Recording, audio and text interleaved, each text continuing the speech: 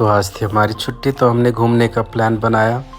तो अभी हम जा रहे हैं मेट्रो स्टेशन की तरफ। और मेट्रो स्टेशन के लिए सबसे पहले हमने लिया मेट्रो बस, जो कि हमें मेट्रो स्टेशन तक पहुंचाएगी।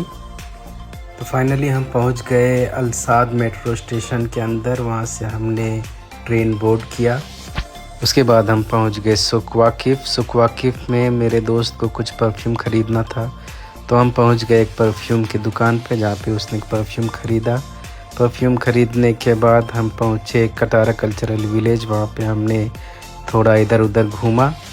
थोड़ी देर घूमने के बाद हम सबको ज़ोर की भूख लगी, तो हम पहुंच गए एक रेस्टोरेंट में, जहाँ पे हमने खाना ऑर्डर किया। फिर हम सब ने मिलकर खाना खाया। तो ऐसे आज का दिन भी ख़त्म हुआ। अब फिर 5 दिन वेट करना पड़ेगा, क्योंकि 5 दिन के बाद फिर से छुट्टी मिलने वाली है।